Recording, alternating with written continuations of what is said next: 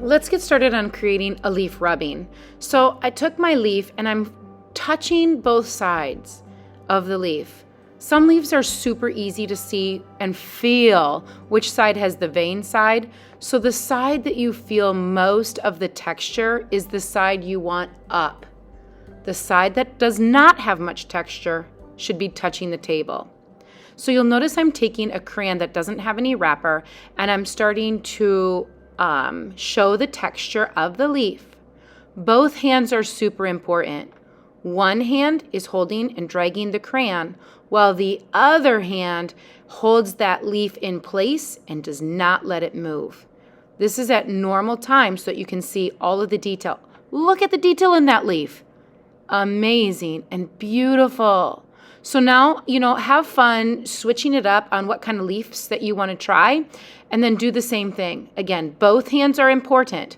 Find the side that has most of the veins, and that's the side you want to record.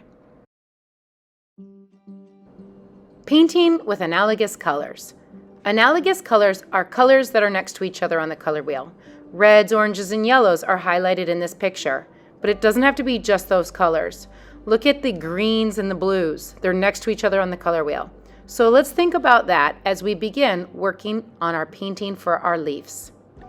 When you're grabbing some leaf or some paints, I want you to think about analogous colors, colors that are next to each other on the color wheel. So as I started out with a yellow in this leaf, okay, I'm going to either use orange, knowing that yellow and orange are next to each other on the color wheel. Those are colors that would go well together. So I'm starting out with a base color of yellow. Once I'm done with that, I'm going to go ahead and add a little bit of orange into the project, just kind of outlining some of the lines of the veins of the leaf. Then I have a yellow and an orange leaf, making those colors look really good together. Let's try another warm color set. I'm going to start this project out on this leaf, just using some yellow leaves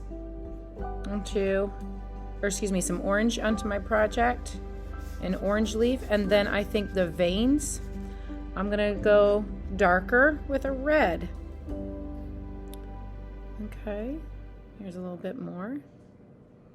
And that red is just kind of outlining and highlighting the areas of my leaf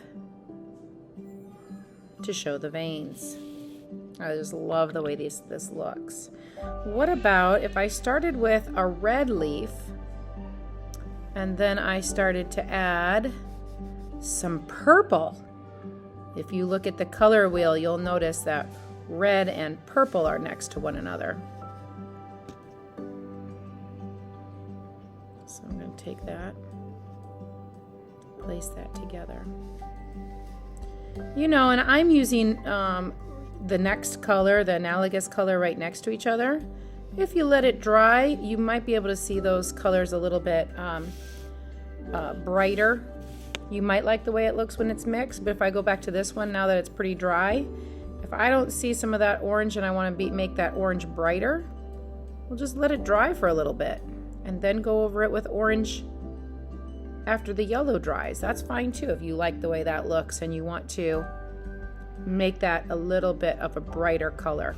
I think I like the way that looks. I'm going to do that again with my red one so that it doesn't mix quite so much, but instead it highlights the lines inside. It's totally up to you, your choice. Okay, now I'm going to go ahead and do this side as well. And I think my next one I'm going to go with yellows and greens. I'm going to go ahead and speed it up a little now.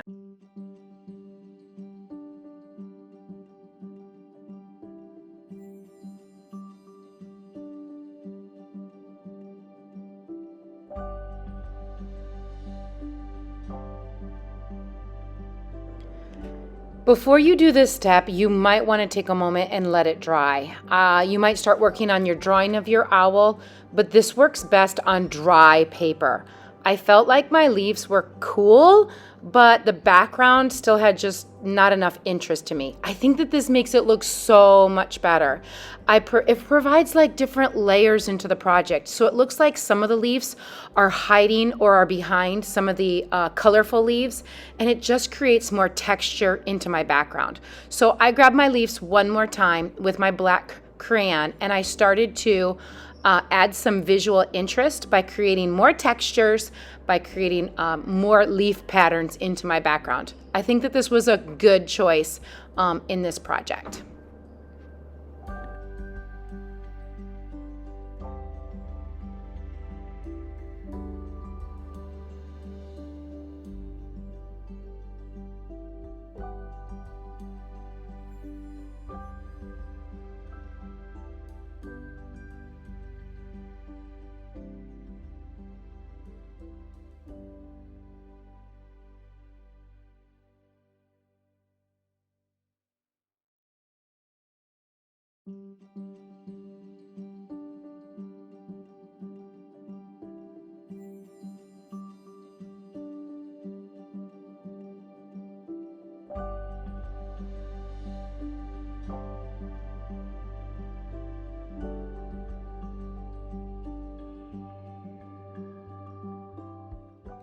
All right, let's get started on drawing out our owl. You'll have some idea sheets, and some of these idea sheets have realistic owls, where some of them have more clip art images.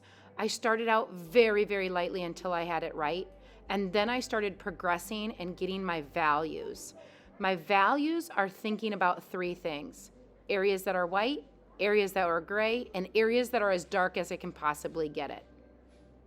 Once I have my owl done, I went ahead and I started cutting out and figuring out where I wanted it on my project. I looked at my project and I thought, I know I got my pencil lines as dark as I could, but then as I looked at it, I thought, let's get some areas totally black by using a black Sharpie just to make things stand out. Again, you should see three value changes: areas that are black, areas that are gray, and areas that are white. On your owl, make sure you have those three values. Once you've got that done, cut and glue it into place.